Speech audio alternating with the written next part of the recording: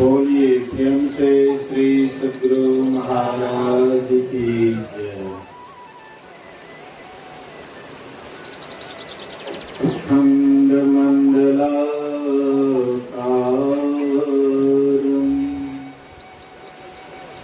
व्याप्तं येन चराचरं तत्पदं दर्शितं तस्मै श्री गुरुवे नमः।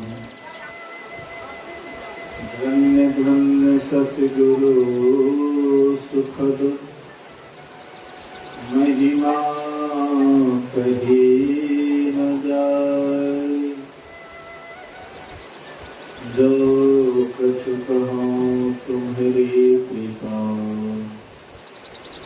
मोटे कछु न बसाए। धर्मानुरागिनी प्यारी जनता, आदरणीय माताओं तथा भक्तिमती बहनों,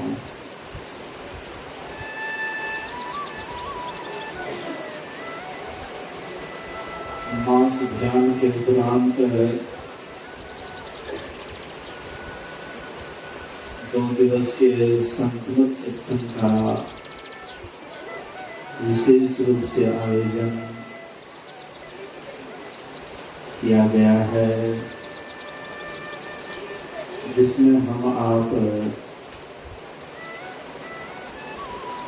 अपराह्नकालीन सत्संग में उपस्थित हैं। हम आप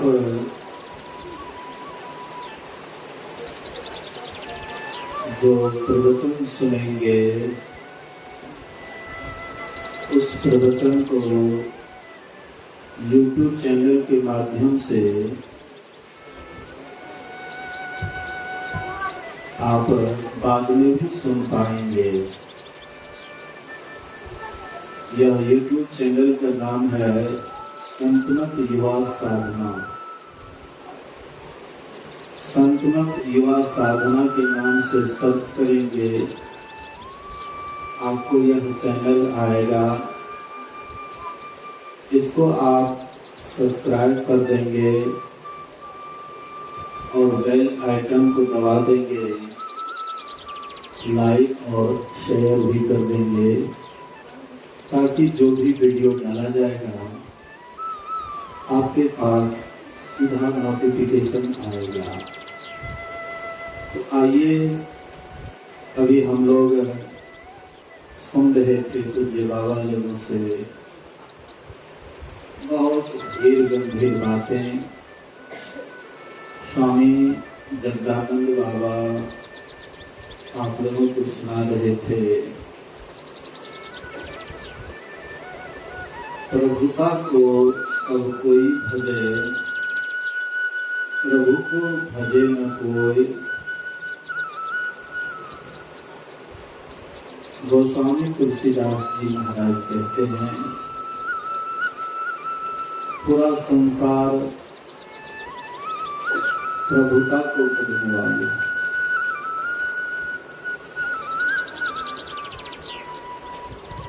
प्रभुता क्या है?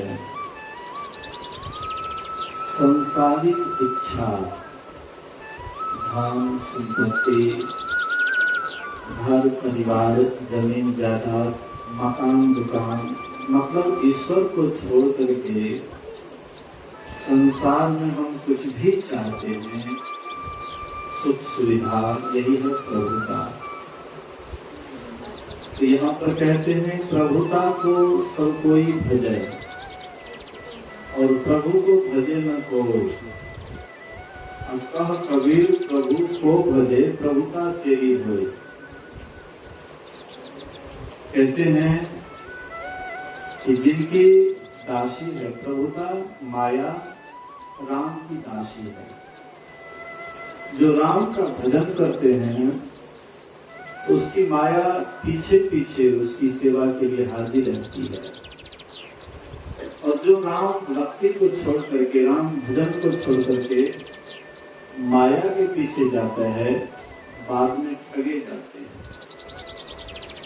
इसीलिए राम भजन करने से ही हम आपका जीवन सफल हो सकता है। अभी हम लोग सुन रहे थे कि राम भजन के सिवाय, राम भजन के अलावा हम कुछ भी करते हैं तो असली सुख से हम वंचित रहेंगे। इसके लिए कई उदाहरण हम लोगों ने सुना। शिव अज सुख संतादिक नारद, जे मुनि ब्रह्म विचार विशारद, सब कर मत खगनायक एहा, करिए राम पद पंकज मेहा। कहते हैं पक्षीराज, सबका मत है, सबका विचार है कि राम का भजन करना चाहिए, राम का भजन करना चाहिए, और इसके लिए नाम भी गिनाए, लाइन भी, नाम भी गिनाते हैं। शिव अर्थात भगवान शंकर, अज अर्थात ब्रह्मा जी, सुख अर्थात सुखदेव मुनि, सनकादि सनक सनंदन सनातन और सनत कुमार और नारद।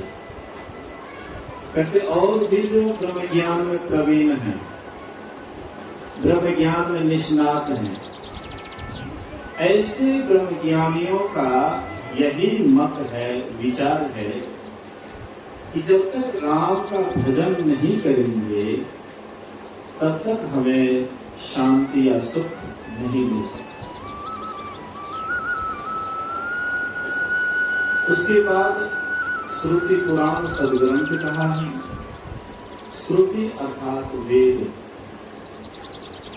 वेद पुराण सदग्रंथ, जितने भी सदग्रंथ हैं,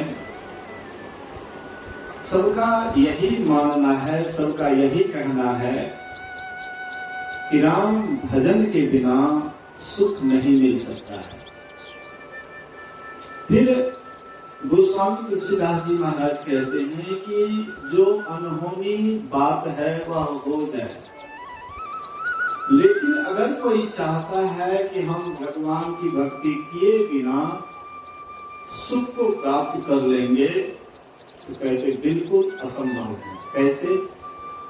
जैसे कछुए के पीठ पर चाहे बालदम आवे, कछुआ हम लोग देखे होंगे, हेलो, आवाज छिपी, आवाज छिपी दे रहा है, हेलो, बोलिए श्री सद्गुरु महाराज की। लाइन आ गया है, लाइन आ गया, इसलिए सिटी कर दे रहा है।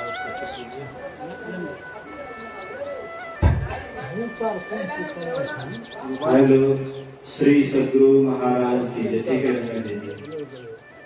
ध्यान दीजिएगा, बोलिए श्री सद्गुरु। इधर ध्यान से ध्यान दीजिएगा, उधर ध्यान नहीं दीजिए। तो मैं कह रहा था, गोस्वामी तुलसीदास जी महाराज कहते हैं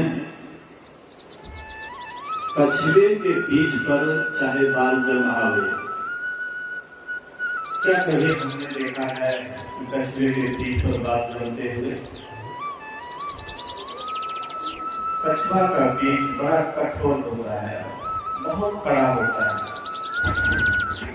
जब कछुए के ऊपर कोई संकट आ जाता है,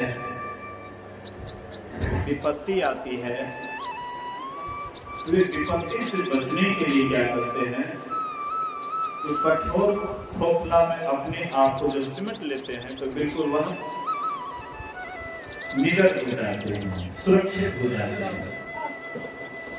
तो जैसे कछुए का पीठ बड़ा कठोर होता है, उसमें बाल जमना असंभव है।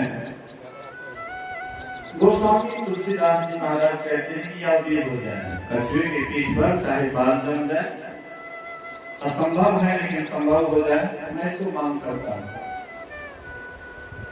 चाहे 5 का बेटा किसी को मार डाले, सीधी सी बात है कि बात हम किसको कहते हैं, जिसको बाल बच्चा नहीं होता है, संतानहीन को हाँ हम लोग बांझ कहते हैं, बाजी कहते हैं। यहाँ पर गोस्वामी जी कहते हैं बांझ का बेटा किसी को मार डाले, बांझ है तो फिर बेटा का मतलब नहीं होने योग्य काम हो जाए मैं इसको मान सकता हूँ। लेकिन कोई कहता है कि बिना भक्ति किए हमारा उद्धार हो जाएगा, कल्याण हो जाएगा, कहते मैं इसको नहीं मान सकता। बोला ही न करो बहुत ही बोला, आकाश में बहुत तरह के फूल खुल जाए, रंग बिरंग के फूल खुल जाए। क्या आकाश में हमने कभी देखा है फूल खिलते हुए? जो भी फूल सुगंध देता है वो पृथ्वी से रस लेता है, और वही रस लेकर के और वही बाद में सुंदर फूल सुगंध पर सुगंध देता है।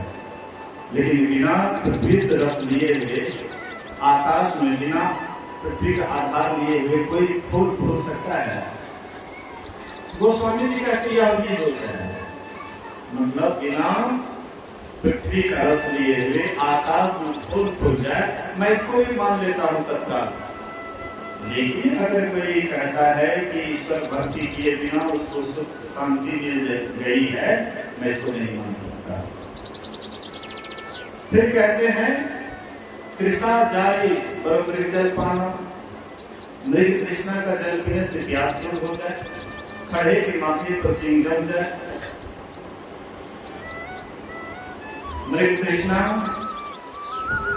जब मरुस्थल में राजस्थान में कड़ाके की धूप होती है और बालू पर जब सूर्य का किरण पड़ता है तो देखने में लगता है कि पानी का हिलोरा चल रहा है, पानी का रेत चल रहा है।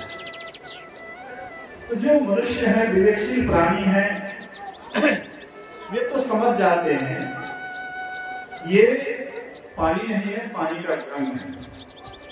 लेकिन मृगा, विवेक उसके पास नहीं, मृगा के पास, उनके मन में भ्रम हो जाता है कि पानी है। वह छलांग मारता है, आगे दौड़ करके जाता है, देखता है यहाँ पानी नहीं है, फिर आगे की तरफ देखता है तो देखता हो आगे जरूर पानी है, तो फिर आगे की तरफ दौड़ता है।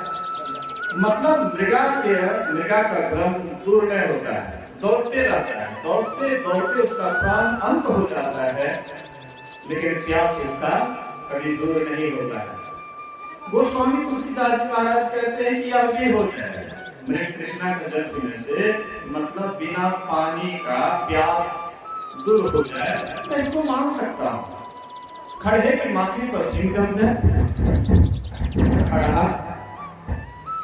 खड़ा के माथे पर सिंह, क्या कभी देखे?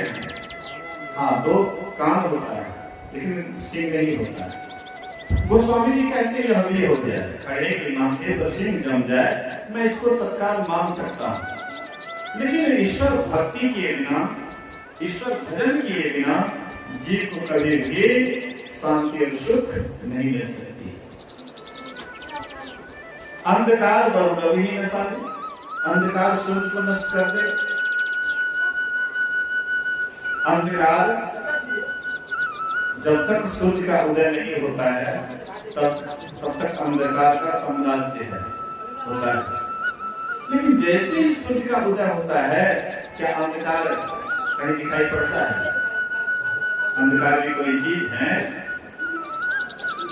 सूर्य का किरण पड़ते ही अंधकार रफूचक्कर हो जाता है। एक बार अंधकार गए ब्रह्मा जी के पास,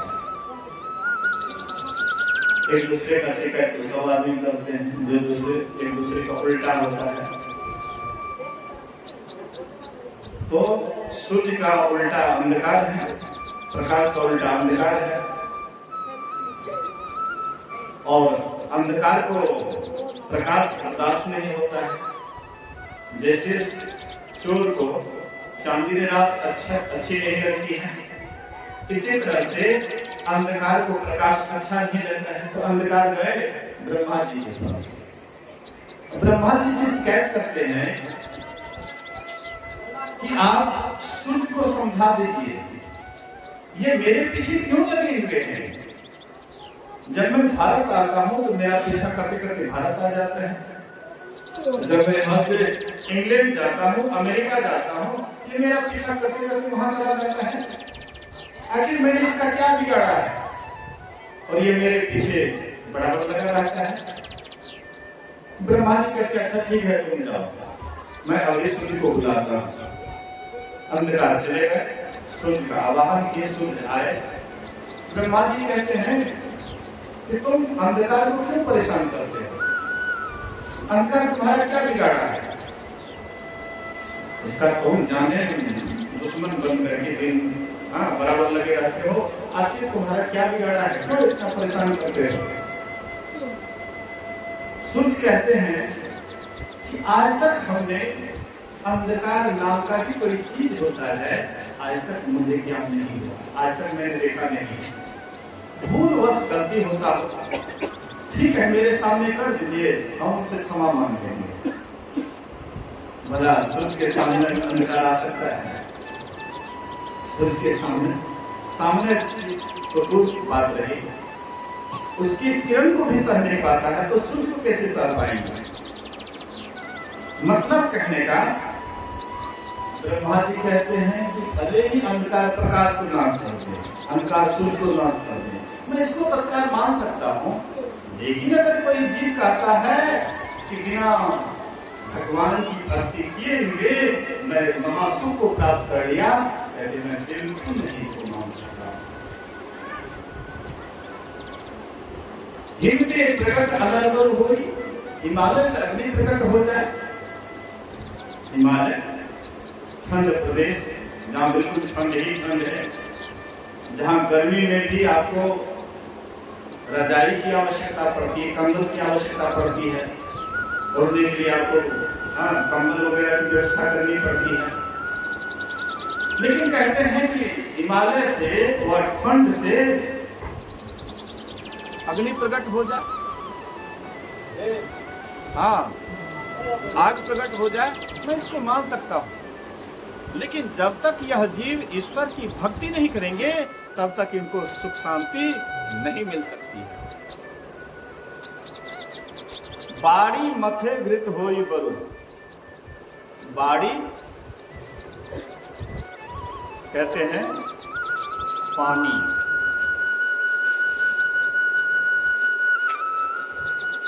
बाड़ी कहते हैं बालू को, बालू को पेड़नी पर दे करके पेड़ने से क्या निकलेगा?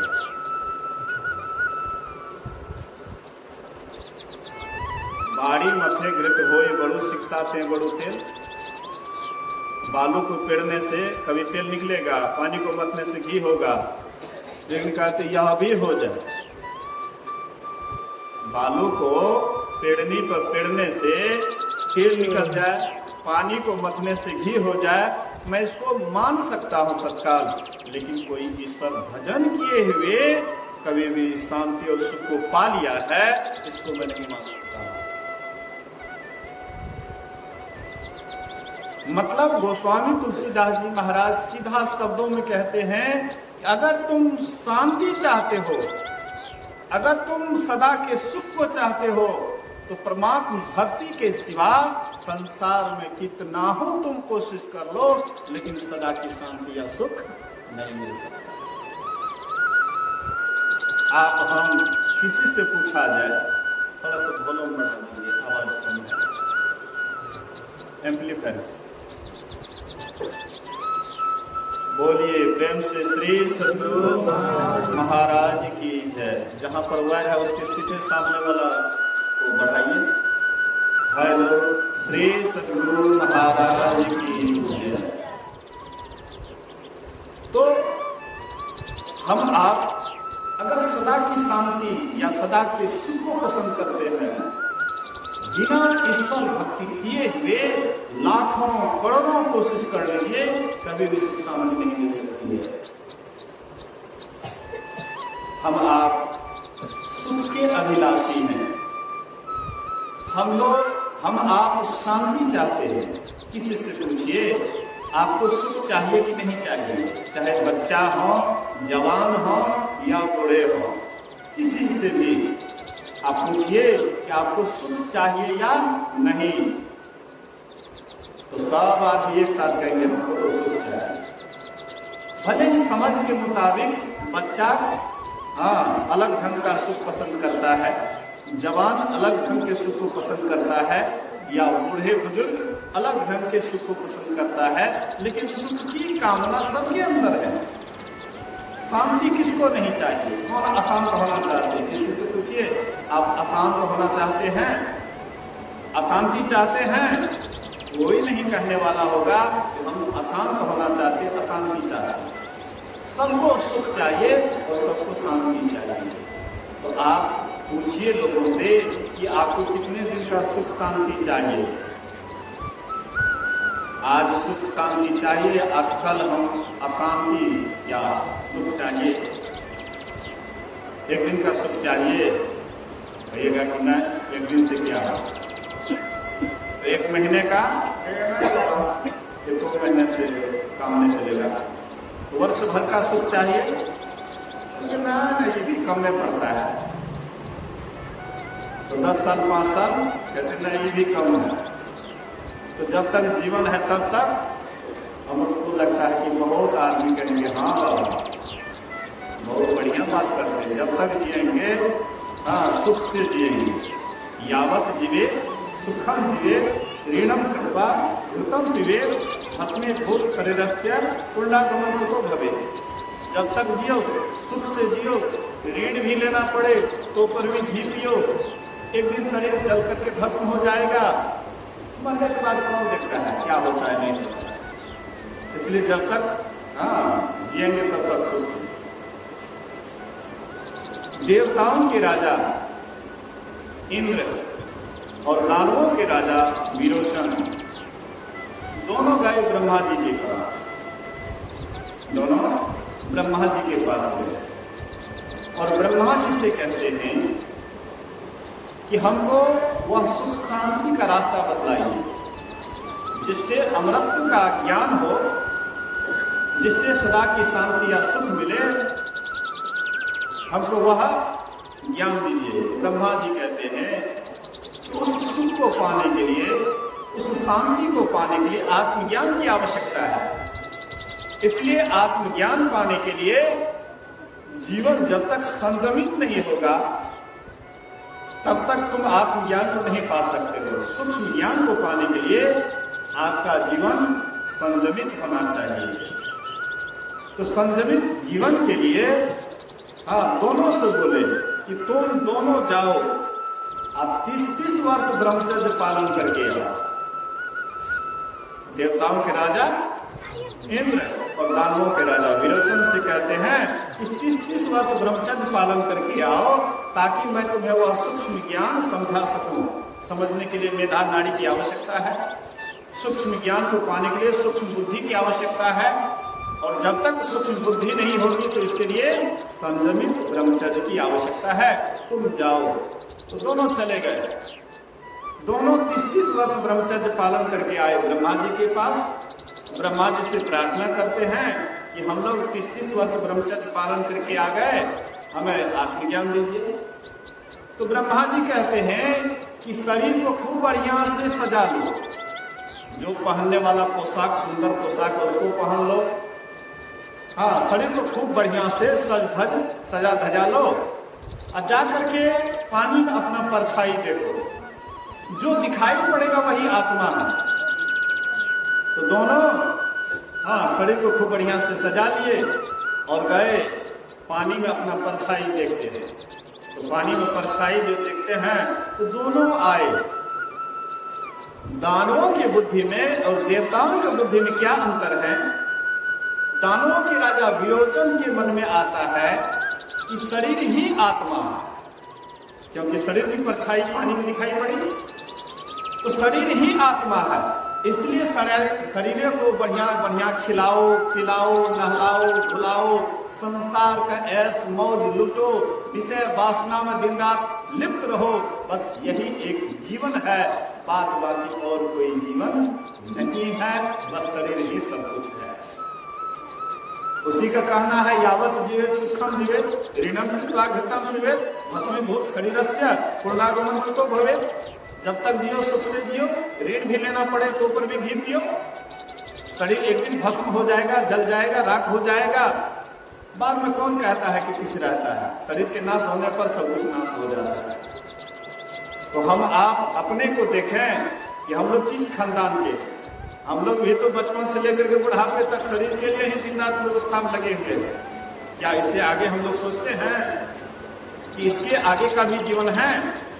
शरीर का जीवन तो बहुत कम दिनों का जीवन है, लेकिन ये शरीर के बाद का जो जीवन आत्मा का है वह बहुत लंबा जीवन है। लेकिन वह लंबा के जीवन के संबंध में कभी विचार नहीं करते हैं, लेकिन संबंध शरीर के ही संबंध में दिन रात परेशान रहते हैं। सुबह से जब से जगते हैं और जब तक सो नहीं जाते हैं, एकदम हर हमेशा केवल शरीर के ही संबंध में विचार करते रहते हैं, शरीर के ही संबंध में सोचते रहते हैं। तो हम किस खानदान के हैं? बीजचल के ही खानदान के तो हैं। फिर इंद्र के मन में होता है, इंद्र के मन में होता है कि पिताजी ने कहा, पितामह ने कहा कि शरीर को सजा लो और शरीर की परछाई जो दिखाई पड़ेगी पानी में वही आत्मा है। ये तो शरीर की परछाई दिखाई पड़ती है, शरीर तो नश्वर है, एक दिन नाश हो जाएगा। शरीर का कोई अंग भंग हो जाए तो पानी में भी अंग भंग दिखाई पड़ेगा। अगर आंख फूट जाए तो पानी में भी आंख फूटा हुआ दिखाई पड़ेगा। सूर्पनखा का नाक कान काट लिए तो पानी में देखते तो उसका नाक कान कटा हुआ दिखाई पड़ता है कि नहीं? मतलब, लेकिन आत्मा तो अविनाशी है। मैंने सुना है कि आत्मा अविनाशी है। ये तो कभी जलने से जलता नहीं है, सड़ने से सड़ता नहीं है। ये तो अविनाशी है, अजर है, अमर है। फिर ये आत्मा कैसे? उनके अंदर प्रश्न होता है। आकर के ब्रह्मा जी से फिर सवाल करते हैं कि पिताजी आपने जो कहा है कि शरीर को सजा लो, पानी में देखो, जो दिखाई पड़ेगा वही आत्मा है, हमको इस ज्ञान में शंका है। ब्रह्मा जी ने कहा बिल्कुल शंका वाली बात है, जाओ फिर 30 वर्ष ब्रह्मचर्य पालन करो। और इस तरह से लगातार 95 वर्ष उनसे ब्रह्मचर्य पालन करवाए और तब आत्मा का ज्ञान दिए। मेरे कहने का ये आशय है कि अगर आपको लोग पूछे कि आप जब तक जीवित रहें तब तक सुख से जिएं, क्या आपको पसंद है? बहुत आदमी हाँ में हाँ मिलाएंगे। लेकिन जो इसके पार वाला ज्ञान को जानते हैं, जो आत्म संबंधी ज्ञान को जानते हैं, वे कभी भी नहीं कहेंगे कि जब तक शरीर रहेंगे तभी तक सुख मिलना चाहिए। उनके अंदर होता है कि हमको ऐसा सुख मिले जिस सुख के बाद कभी दुख हो ही नहीं, ऐसा सुख मिले जिसके बाद कभी दुख हो ही नहीं। लेकिन ऐसा सुख कहाँ मिलता है संसार में? संसार में बचपन से लेकर के बुढ़ापे तक हम लोग जो पूरा जिंदगी भर कोशिश करते हैं, क्या ऐसा सुख मिला है? बच्चा, छोटा बच्चा को आप खिलौना दे दीजिए, बड़ा खुश हो जाता है, बहुत खुश हो जाता है, बड़े प्रसन्न हो जाता है। वही बच्चा थोड़ा सा बड़ा होता है, तब खिलौना से उसको मोह नहीं रहता है, तब उसको पढ़ाई लिखाई में मोह हो जाता है कि नहीं पढ़ना लिखना जरूरी है। अब पढ़ लिख करके जब आए बीए कर लेता है, उसके बाद नौकरी मिली तो दिन रात नौकरी में परेशान, और नहीं नौकरी मिली तो परिवार चलाने में परेशान। मतलब वो भी तंग है। पढ़ाई में सुख लग रहा था, कुछ दिनों के बाद पढ़ाई से भी उसका मन हट जाता है। तब उसके मन में बुझाता है कि शायद मैं अकेला जीवन जी रहा हूं, अगर कोई जीवन साथी हो जाता तो हमको जरूर सुख मिलता है। शादी हो जाती है, जीवन साथी मिल जाता है, उसमें भी सुख ढूंढते हैं। कुछ दिन के बाद वो भी फीका पड़ जाता है, सोचते हैं कि मैं जो सुख ढूंढ रहा था शायद जीवन साथी में भी नहीं है। तब उनके मन में होता है कि शायद हमको संतानहीनता के कारण दुख है। तो समय से संतान बाल बच्चे भी हो जाता है, 2 4 5, उसमें बुझाता अब सुख मिलेगा। लेकिन बाल बच्चे से भी जब सुख नहीं मिलता है, तब उनके मन में बुझाता है कि शायद रहने के लिए बढ़िया घर नहीं है। इसके लिए क्या करते, मेहनत करके घर मकान बना लेते हैं, सोचते हैं कि सुख अभी तक नहीं मिला है, तब सोचते हैं बैंक बैलेंस कर लेंगे तो सुख मिल जाएगा। बैंक बैलेंस भी कर लेते हैं फिर भी सुख नहीं मिलता है। अंत में बुढ़ापा आ जाता है और यहाँ से यही कहते हुए जाता है कि जो सुख को मैं ढूंढ रहा था शायद वह सुख है ही नहीं। अंतिम में यही कहते हुए जाता है कि जो सुख को हम जीवन भर ढूंढे शायद वह जीवन में सुख है ही नहीं। जैसे कोई जन्मांध कहे कि रूप से है ही नहीं तो कैसे माना जाएगा। 4 अंधा था, 4 अंधे के मन में हुआ हाथी देखने की इच्छा कि भाई हाथी देखना चाहिए, तो उसको हाथी लाया गया।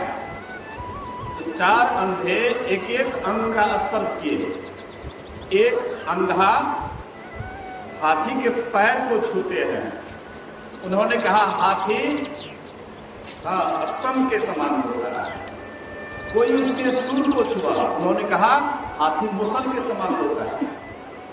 कोई उसके कान को छुआ, कहा कि नहीं हाथी सूंड के समान होता है।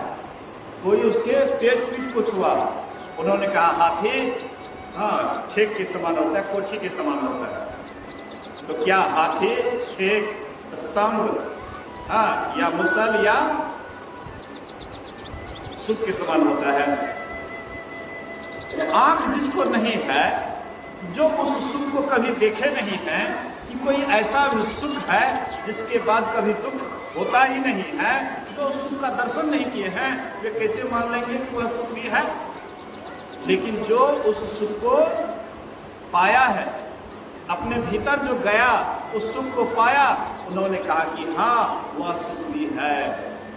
लेकिन वह सुख जिधर है तुम उधर जाते नहीं हो, और जिधर नहीं है दिन रात तुम उधर दौड़ लगाते हो, कभी वो सुख मिलेगा? वस्तु कहीं ढूंढे कहीं के भी दियावे हाथ, कह कबीर तब पाइए जब भेदी लीजिए सा। वस्तु है कहीं और ढूंढ रहे हैं कहीं है। वस्तु कहीं है, सुख का खजाना कहीं है, हम ढूंढ रहे हैं कहीं मिलेगा। सुख का खजाना हमारा भीतर में है, हम बाहर ढूंढ रहे हैं। धन में, संपत्ति में, बाल में, बच्चा में, घर में, परिवार में सुख ढूंढ रहे हैं। इसमें सुख मिलेगा, इसमें सुख मिलेगा। लेकिन सुख ढूंढते ढूंढते हम थक जाते हैं, अंत में हाथ मल करके संसार से चले जाते हैं। इसीलिए संतों ने कहा कि जिधर सुख है उधर ढूंढो। एक बड़ी माई अंधेरी गली से गुजर रही थी। संजोग से उसके हाथ में सुई था, सुई गिर जाता अंधेरी गली में। तो वह माई जहाँ पर वेपर लाइट जल रहा था, खूब रोशनी हो रहा था, वहां जाती है। अब पूरे व्यग्रता के साथ सुई ढूंढने लग जाती है। कोई सज्जन आए, बोले कि माई क्या ढूंढ रही है? बोले कि बेटा सुई खो गया है। सोचे कि बूढ़ वृद्धा है, इसका मदद करना चाहिए। वो भी सज्जन लगे ढूंढने के लिए। तीसरे सज्जन आते, कहते हैं कि क्या खो गया? बोले कि माई का सुई खो गया है। वो भी लगे ढूंढने। इस तरह से कई आदमी ढूंढने लगे। एक विवेकी सज्जन आते हैं और वे पूछते हैं कि आप लोग क्या ढूंढ रहे हैं? बड़ी व्याकुलता के साथ क्या खोज रहे हैं? बोले कि माई का सुई खो गया है, उसी को ढूंढ रहा हूं। वे विवेकी सज्जन कहते हैं कि माई का सुई कहाँ खोया है? बोले कि ये बात तो नहीं जानते, ये बात तो नहीं पूछे कहाँ खो गया। कहते माई तुम्हारा सुई कहाँ खोया? बोले बेटा अंधेरी गली में। बोले वाह माई, सुई खोया अंधेरी गली में, अब तू यहाँ वेपर लाइट के पास तुम खोज रही है, जिंदगी भर खोजती रहेगी, कभी सुई मिलेगा? वह सज्जन के पास टार्च था। टार्च की सहायता से गए और जहां सुई खोया था वह माई को सुई ढूंढ करके दे दिए। वह माई संतुष्ट होकर के चली गई। ऐसे हम आप भी हमारे भीतर में ही जो अंधकार भरा हुआ घनघोर अंधकार, वहीं पर परमात्मा रूपी सुई खो गया है। हम लोग कहाँ ढूंढ रहे हैं? संसार के वेपर लाइट में, संसार के रोशनी में, संसार के बिजली में, संसार के शुद्ध के रोशनी खोज रहे हैं। सोचते हैं कि हाँ शायद वह सुई मिल जाए, वह परमात्मा मिल जाए। इसलिए आज तक किसी को नहीं मिला है, तो हम आपको कैसे मिल जाएंगे? तो हम आप सुख चाहते हैं, शांति चाहते हैं, तो वह सुख शांति कहीं बाहर नहीं, सबके भीतर में है। और वही सुख नहीं मिलने के कारण पूरा संसार दुखिया है। पूरा संसार जो दुखी है वही परमात्मा रूपी सुई खो जाने के कारण, और न कि संसार के अभाव के कारण। इसलिए कबीर साहब को कहना पड़ा, तन धर सुखिया कोई न देखा, जो देखा सो दुखिया हो। तनधर सुखिया, शरीरधारी चाहे जो भी हो, तनधर सुखिया कोई न देखा, और जो देखा सो दुखिया। उदय अस्त की बातें कहा तो हम, सबका किया विवेका हो। जब से सृष्टि का उदय हुआ है और जब तक अस्त होगा, बीच में जितनी भी जीव जंतु हैं सबके सब दुखिया है। घाटे बाढ़े सब जग दुखिया, क्या गिरही बैरागी हो। सुखदेव आचार्य दुख के डर से, गर्भ से माया त्यागी हो। घाटे बाढ़े सब जग दुखिया, क्या गिरही बैरागी हो। क्या घर गृहस्थी में रहने वाला बैरागी सुखी हो सकता है। सुखदेव आचार्य दुख के डर से, गर्भ से माया त्यागी हो। सुखदेव जी महाराज दुख के डर से माँ के गर्भ में छिपा हुआ है कि नहीं बाहर माँ के गर्भ से बाहर निकलूंगा और नहीं हमको माया पछाड़ेगी, इसलिए आराम से एकदम माँ के गर्भ में छिपे हुए हैं। लेकिन कब तक छिपे रहेंगे। सुनने में आया 12 वर्ष तक सुखदेव जी महाराज माया के डर से माँ के गर्भ में छिपे रहे। लेकिन जब व्यासदेव के शिष्यों ने प्रार्थना किया, निवेदन किया कि कब तक आप माँ के गर्भ में छिपे रहेंगे, माँ को कब तक कष्ट दीजिएगा, अब तो कम से कम बाहर निकलिए। सुखदेव जी महाराज बाहर तो निकलते हैं लेकिन सीधे जंगले की ओर चलते हैं। निकलते हैं घर गृहस्थी और परिवार में, सोचा कि जैसे उजरा जाएंगे वैसे ही हम उस परम शांति को नहीं पा सकेंगे, इसलिए इसमें उजराने से अच्छा है कि सीधा जंगल की ओर चल देना। सीधा जंगल की ओर चल देते हैं। सुखदेव जी महाराज कहते, बेटा बेटा सुनो सुनो बेटा, कहाँ जा रहे हो, कहाँ जा रहे हो बेटा। बोले कि पिताजी मैं जा रहा हूँ उस परम सत्य को पाने के लिए, उस परमात्मा को पाने के लिए। बोले कि बेटा जैसे मैं घर गृहस्थी में रहता हूँ, बाल बच्चे के साथ रहता हूँ, तुम भी तो रह सकते हो, तुम भी तो उसका उपलब्धि कर सकते हो। बोले पिताजी कहते तो ठीक है, लेकिन मैं एक कहानी कहता हूँ, ध्यान से सुनिए।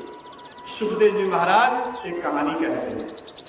कहते पिताजी एक ब्रह्मचारी नदी के किनारे अपना कुटिया बना करके रहता था और बराबर अपने ओद्र पूर्ति करने के लिए टोले मोहल्ले में जाते थे। जो भी रूखा सूखा मिलता था खा पी करके तृप्त होकर के ध्यान करते थे, साधना करते थे। उनका यही काम था, भोजन और भजन, बाद बाकी और कोई काम नहीं था। बड़े मस्ती से ध्यान भजन करते थे।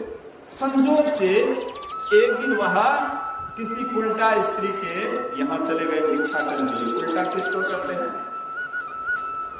जो पति से उल्टा चले, जो बात बात में विपरीत चलती है, जिसका विचार ठीक नहीं होता है, अच्छी विचार की नहीं होती है, ऐसे उल्टा नारी के यहाँ पहुंच गए। तो ब्रह्मचारी के चेहरे को देख करके, उनके सौंदर्य को देख करके वह उल्टा नारी मोहित हो जाती है और ब्रह्मचारी से कहते, ब्रह्मचारी हाँ बाबा कल भी मेरे यहाँ आइएगा। तो बाबा दूसरे दिन भी आए, फिर बोले बाबा कल भी आइएगा मेरे यहाँ। तीसरे दिन जब बाबा आने लगे तो बच्चे से सिखा दिए कि तुम लोग जैसे बाबा आए तुम लोग हल्ला गुल्ला करना। जैसे बाबा आए बच्चे लोग हल्ला गुल्ला करने लगे। बोले कि बाबा देखिए ना बच्चे लोग हल्ला कर रहे, चलिए अंदर ले गई, बढ़िया से खिलाई पिलाई। उसके बाद चौथे दिन बोले कि बाबा कल भी आइएगा। चौथा रोज जब बाबा आने लगे तो बच्चे सिखा दिए कि तुम लोग हल्ला गुल्ला करना, धूल उड़ाना। जैसे बाबा आए बच्चे लोग हल्ला गुल्ला करने लगे, धूल उड़ाने लगे। कहते बाबा देखते हैं ना बच्चे लोग हल्ला गुल्ला करते थे दौड़ते, चलिए ऊपर 2 मंजिला पर ले गई, कमरा बंद कर देती है और ब्रह्मचारी का ब्रह्मचर्य व्रत भंग करना चाहती है। अब वह ब्रह्मचारी परमात्मा से प्रार्थना करते हैं, हे परमात्मा, आज तक मेरा व्रत अटल रहा, लेकिन आज मेरा व्रत टलने वाला है, अब तुम ही आकर के मेरी रक्षा करो। आर्त पुकार को परमात्मा भी सुनते हैं। द्रौपदी को भरी सभा में दुशासन खींच करके लाए और दुर्योधन कहते हैं कि इसको नग्न करके मेरे जांग पर बैठाओ, यहाँ पर अंधा का सभा है। द्रौपदी से यही गलती हो गया था। द्रौपदी दुर्योधन से कही थी, आखिर अंधा का पुत्र अंधा ही तो होता है। वही दुर्योधन को बड़ा जबरदस्त लग गया था, अब बदला लेने का मौका देख रहा था। बोला कि यही मौका है। हाँ, जुआ में सबको जीत लिए थे, बोले कि इसको भी जीत लिए है, इसलिए ये मेरी दासी हो गई है, इसलिए नग्न करके मेरे जांग पर बैठाओ। दुशासन 10,000 हाथी का बल था, एक बार में 52 गज साड़ी खींचते थे। द्रौपदी देखती है कि अब कोई रक्षा करने वाला नहीं है। पहले वह भीष्म पितामह दादाजी की तरफ देखे, दादाजी सिर को नीचे कर लिए। गुरु द्रोणाचार्य की तरफ देखे, वो भी सिर को नीचे कर लिए। कृपाचार्य की तरफ देखे, वो भी सिर को नीचे कर लिए। कर्ण आदि जितने भी महारथी थे, सबके सब जब सिर को नीचे कर लिए, देख लेती है कि यहाँ पर मेरा कोई रक्षा करने वाला नहीं है। अंत में परमात्मा को पुकारते हैं, आज मेरी लाज हरी, आज मेरी लाज हरी, आय के बचाइए, आज मेरी लाज हरी, आय के बचाइए। पति हमारे सूरवीर, धर्म हेतु धरे धीर, खींच रही चीर मेरी, आय के छुड़ाइए, आज मेरी लाज हरी, आय के बचाइए। कौरवों के सभा बीच जुड़े सब लोग नीच, कौरवों के सभा बीच जुड़े सब लोग नीच, खींच रही चीर मेरी, आय के छुड़ाइए, आज मेरी लाज हरी, आय के बचाइए। सुखरो द्वारिका नाथ शरण में तेरी, हे दीनानाथ, हे द्वारिका नाथ, अब मैं तुम्हारे शरण में हूँ, अब तुम ही मेरी लाज बचाओ, तुम ही मेरी रक्षा करो। जैसे पुकारते हैं परमात्मा को, सब कुछ न्यौछावर कर दिए कि आप ही का सब कुछ है, अब आप ही लाज बचाइए। जैसे परमात्मा के ऊपर छोड़ दीजिएगा तो परमात्मा आपकी कैसे रक्षा कर देंगे आपको भी पता नहीं लगेगा। दुशासन क्या करते हैं, साड़ी खींचते हैं, एक बार में 52 गज साड़ी खींचते हैं। साड़ी का पहाड़ लग गया, लेकिन द्रौपदी नग्न नहीं हो पाई। कहते हैं साड़ी बीच नारी है कि नारी बीच साड़ी है, साड़ी में की नारी है, नारी में की साड़ी है। पता नहीं लगता था कि साड़ी ही नारी है कि नारी ही साड़ी है, पता नहीं लगता, नग्न नहीं हो पाई। इसी तरह से आप कोई भी संकट विपत्ति आता है, जब ईश्वर के आप ईश्वर के ऊपर निछावर हो जाते हैं, परमात्मा आपकी कैसे रक्षा कर देंगे आपको भी शायद पता नहीं लगेगा। एक भरत शर्मा है, भरत शर्मा थे, बड़े अच्छे गायक हुए। उनको दुश्मनों ने क्या किए, खूब बढ़िया से कच कुच करके, मार करके, कच कुच करके, पूरे शरीर को लहवा लहन करके ईख के खेत में फेंक दिए कि मतलब अब मर गया है, अब ये मर गया है, इसको फेंक दिए ईख के खेत में। लेकिन ईश्वर की कृपा से उसका शरीर छूटा नहीं था, श्वास चल रहा था। तो भिनसर के समय में कुछ लोग उधर से गुजरते हैं, कुहरने का आवाज ईख के खेत से आता है। तो देखे कि कोई है, उसको ले गए, हॉस्पिटल में भर्ती किए। जब स्वास्थ्य उसका कुछ ठीक हुआ, अपने साथियों को बुलाए और एक बड़े दर्दनाक भजन गाए थे। राम ना बिगाड़ी है जिकर केहू ना बिगाड़े राम, राम ना बिगाड़ी है जिकर, मतलब दुश्मन उसको काट मार करके उसको सोचेगी मर गया, लेकिन फिर भी परमात्मा उसको बचाने वाला था, तो दुश्मन मार करके भी नहीं मार पाया। राखन वाला साइया मार सके न कोई, अब बाल न बाका कर सके जो जग बैरी हुए। पूरा संसार आपका दुश्मन क्यों नहीं हो जाए, लेकिन परमात्मा आपकी रक्षा करने वाला है, कोई भी आपका बाल बाका नहीं कर सकता। तो वह जो ब्रह्मचारी था, ब्रह्मचारी परमात्मा से प्रार्थना करते, हे परमात्मा अब तुम ही मेरी रक्षा करो। उसके पतिदेव कहीं बाहर जा रहे थे, संजोग से गाड़ी नहीं मिली, गाड़ी छूट जाने के कारण घर रिटर्न हो गए और जाकर के दरवाजा खटखटाया। नारी सोचती है कि पति आ गया, क्या करें। तो वह दरवाजा खोलने से पहले वह ब्रह्मचारी को लेटरिन वाला होगा मुश्किल देती है, दरवाजा खोलती है।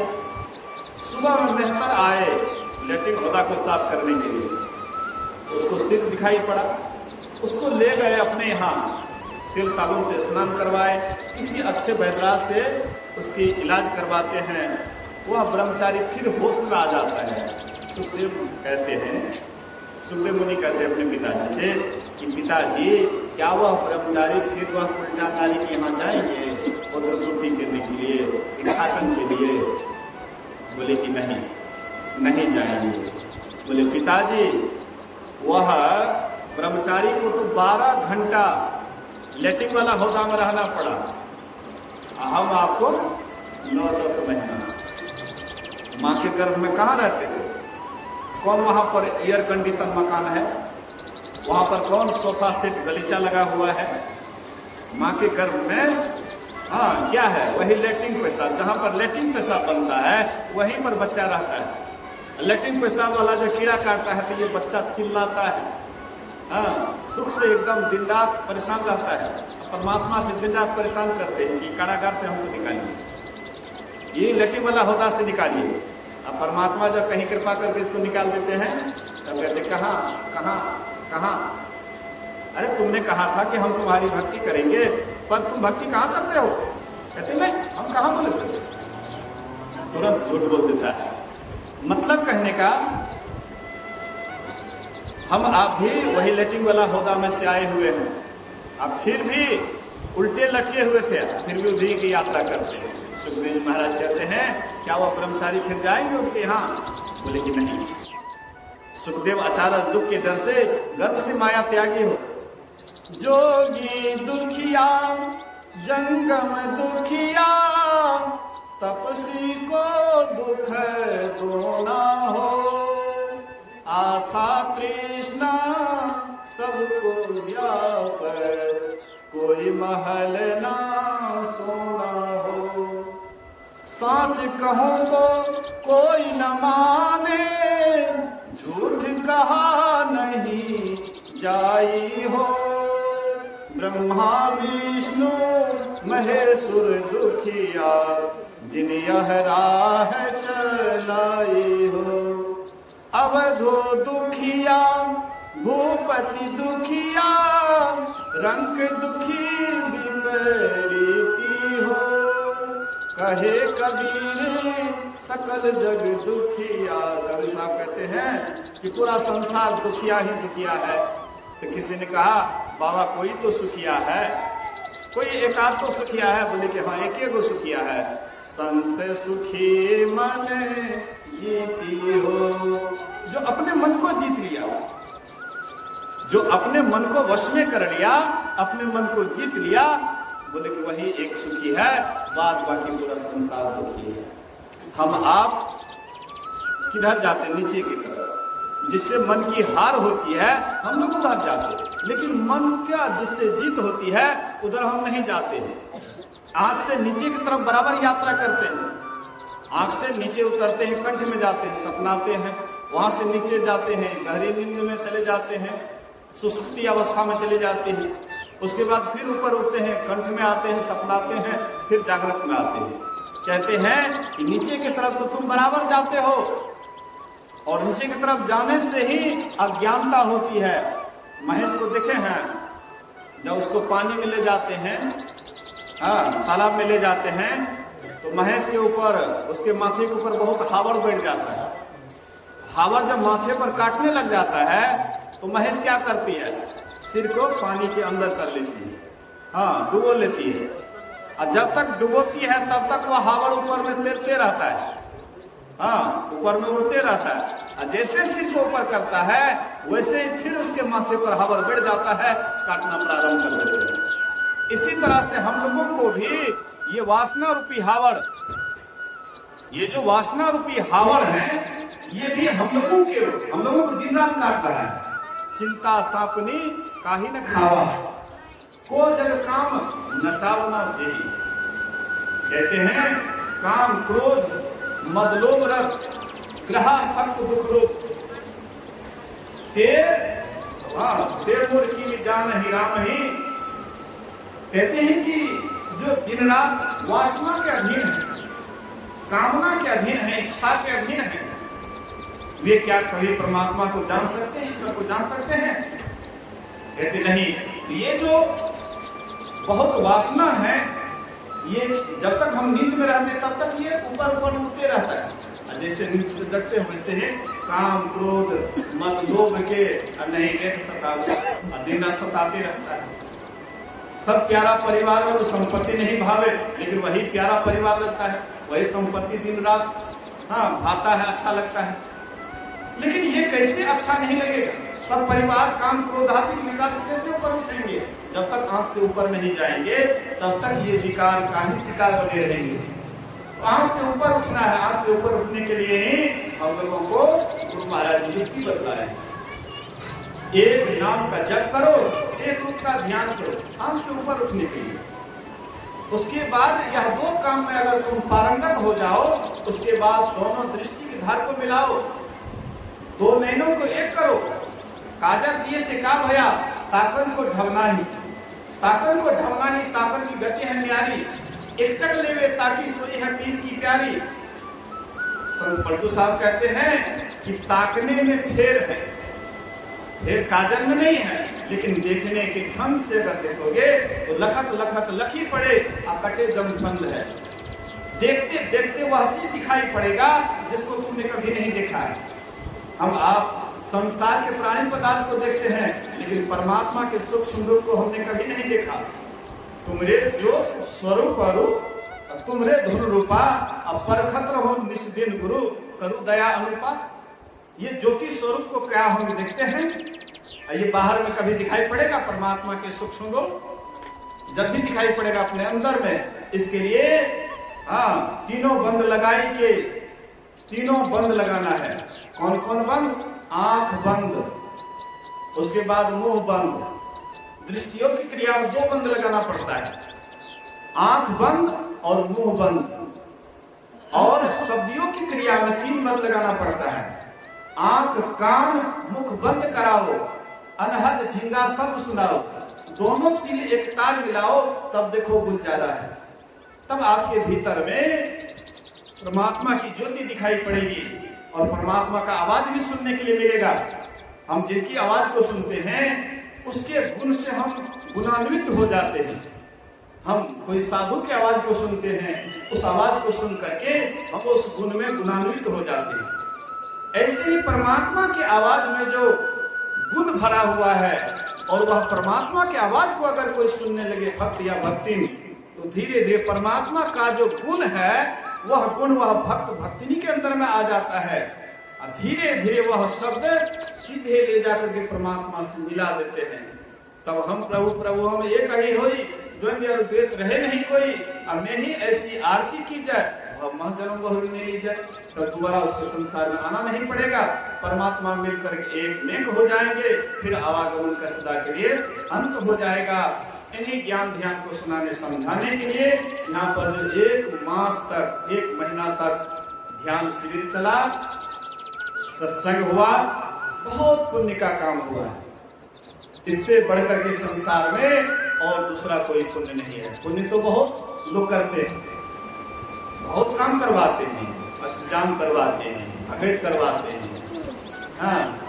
मुंडन करवाते हैं और क्या क्या नहीं करवाते, लेकिन ये काम से बढ़कर के संसार में कोई काम नहीं है। यही एक काम है कि आप अपने उद्धार वाला रास्ता को जान सकते हैं, उस पर आप चल सकते हैं और एक दिन परमात्मा को प्राप्त कर सकते हैं। अब बात बाकी इधर बाहर में जितना भी कुछ है, जितना भी यज्ञ हवन हाँ, जितना कुछ भी है वो आपको बाहर में भटकाने का काम करेगा, आपका उद्धार नहीं करेगा, कल्याण नहीं करेगा, लेकिन संसार में भटकाएगा। लेकिन यही एक काम है सत्संग ज्ञान, जो मूल काम है, ये काम मूल काम यहाँ पर हुआ है। मैं गुरु महाराज से निवेदन करता हूँ, ये मूल काम कम से कम साल में एक बार जरूर है, और इसमें सबको बढ़ चढ़ करके भाग लेना चाहिए। कोई तन से, कोई मन से, कोई धन से, सबको भाग लेना चाहिए।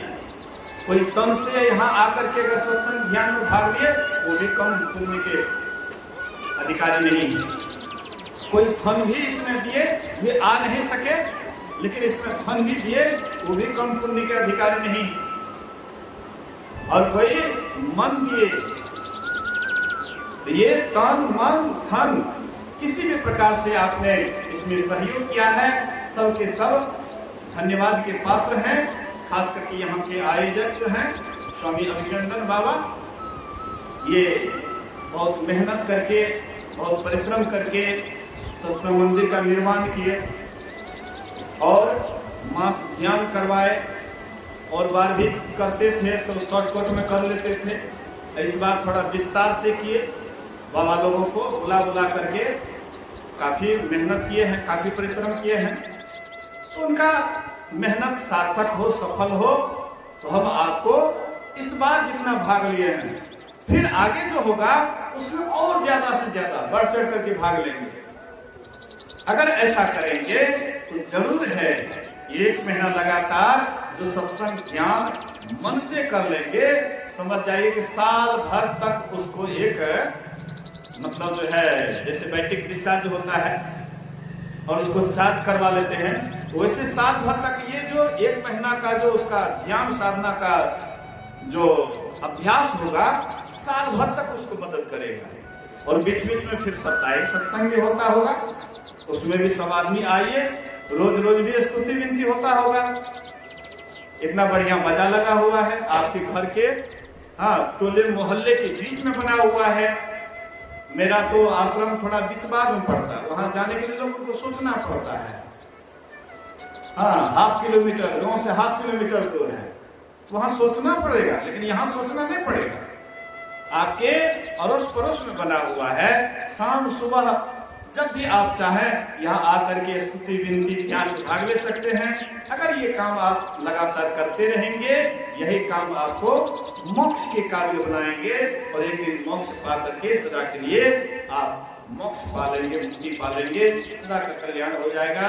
इसी वचन के साथ, हाँ, मैं इसमें जो भी जिस तरह से भी भाग लिए हैं सबको बहुत बहुत धन्यवाद देता हूँ। इसी शुभकामना के साथ सब आदमी एक बार गुरु महाराज की जय जयकार करें। बोलिए श्री सद्गुरु महाराज की जय।